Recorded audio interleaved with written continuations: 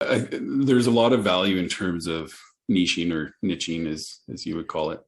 Um, I totally agree. Where it's really good to find your wheelhouse and really hone in Mm-hmm. some expertise on it, because it makes the service delivery a lot easier. It also, what I find in terms of people scaling, like if you're a one person shop and you just want to work whatever, I mean, you can take whatever client you want and you can usually make it work. But if you want to truly grow as a company, that usually requires some kind of process, system, standardized procedure, this, even if you're a team of two, which usually means it's easier to do if you focus on one specific industry area, expertise, whatever that means.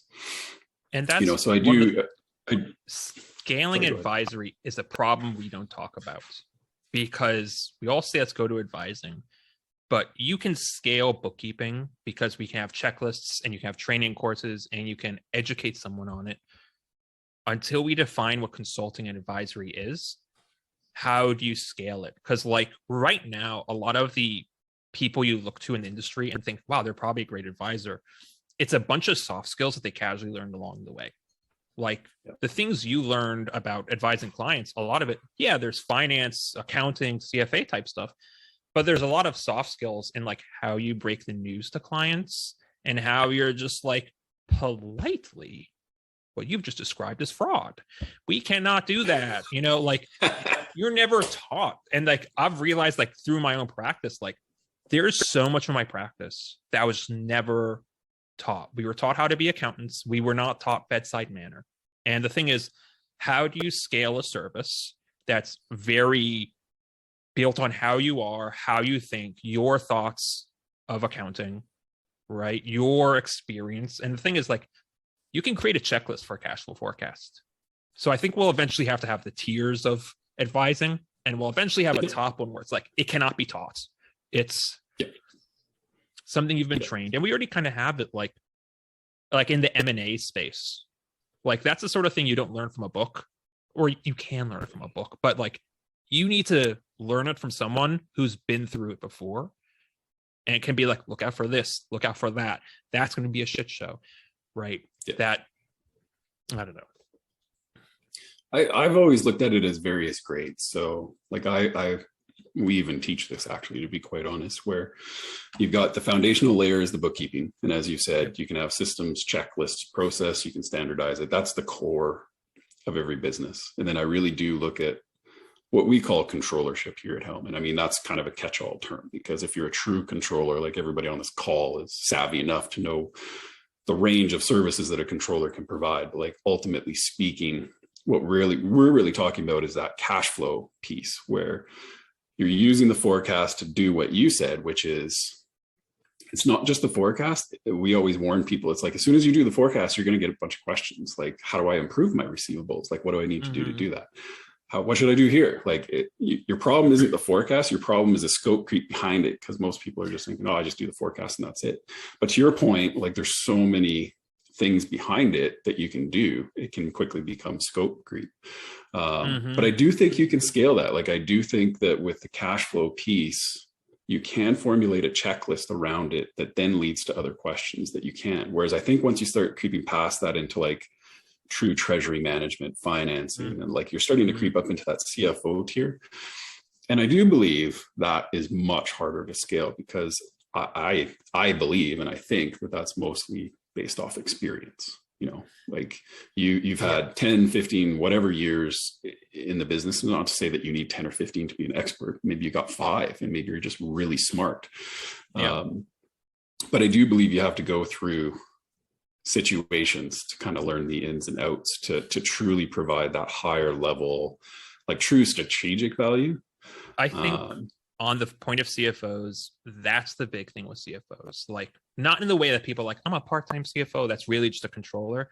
I mean, like full-blown CFOs. If you're bringing one on to a certain extent, that CFO needs to have gone through just like an absolute dumpster fire through the ringer, because they are now kind of, they're strategic, and you want them to be in there and be like, don't worry, this is the plan, we're all following the plan, and we're getting through this emergency.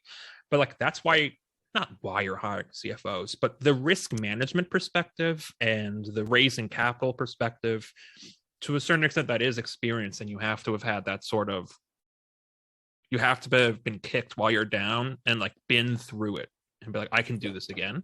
You don't want to like learn that with a client. Yeah. Right. And that's part of why, like I don't like calling myself a CFO. I don't call myself a CFO because I don't think I provide those kinds of services. Right. Yeah. But that's a whole other rant that we can get into after this. Right. But yeah. You were saying something about controllers. Well, and I think we were trying to hijack that. What's that? You were saying something about controllers, and I hijacked it to complain about CFOs. Oh no, I think you and I are on the same page. I really do look at, we use the term controller, but that's a pretty broad scope. Like the true definition of a controller can be really broad. But I do believe there's pieces of the controllership space that you can scale. And I think you just need to define it. You need to know who your ideal client is and what they truly value, and then wrap your service around that. But again, I really do believe there's more to it than just the forecast. There's a lot of scope behind it. So we always like to warn people, if you're looking at just doing a cash flow forecast, like it's usually not $100 per month item. Like you need to put a lot of work behind it after, even before. Like it's a very iterative process before, where it's conversing with the client. Hey, what do you think your sales are going to be? Why? Lots of why, lots of asking why. I think with scaling advisory and controllership and everything, we'll see a lot of what Summit CPA did, right? I don't know how much everyone knows about Summit CPA. They're a part-time virtual CFO company based out of Middle America somewhere. And when you hire them, they kind of drop in a finance team. They've got the CFO, controller, bookkeepers, that's the whole thing. And I think we're going to see a lot of that, because you can scale bookkeeping, you can scale controllership. You can checklist it out. You could, like you're saying, I could have a checklist for the questions to ask to create a 80% good cash flow forecast, right? Yeah. But I think what's going to eventually happen is you'll have teams of controllers and bookkeepers. Not to say they're not amazing. They can be amazing, but there's only going to be a handful of that next level thing. Not next level, but I mean, like, you don't even need that much at next level. A lot of businesses just need bookkeeping, controllership, and like taxes, right? Yeah. You just kind of need that advisor on call. That's like, that's above our pay grade. We're going to go get the partner. He's the one that's seen that before, right? Yeah. And I think that's how scaling it will kind of become, that we will find out how to scale cash flow forecasting and basic advisory, but you'll have certain people who've been through the ringer who can kind of help those kind of not more creative problems, because like not every problem is by the book. There are certain problems that you bump into and you're like, I know the answer to this. It's you have to do XYZ to fix it, right? And then there's other things that are problems and you're like, how the hell do we get out of this? This is like a situation, right? And you need the people who've been through the situations. Yeah, 100%. I totally agree with that.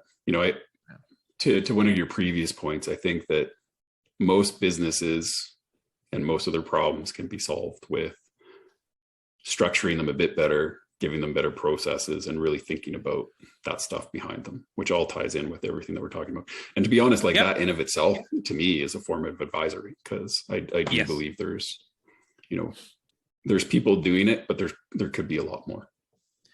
I agree. And I think that's where I'll eventually go with my kind of advising, this is my methodology behind how you should run finance.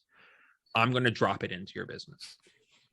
Yeah. I'll be the controller. I'll do the compliance, bookkeeping, the taxes, I'll figure out if it's an expense or a payable for you, right?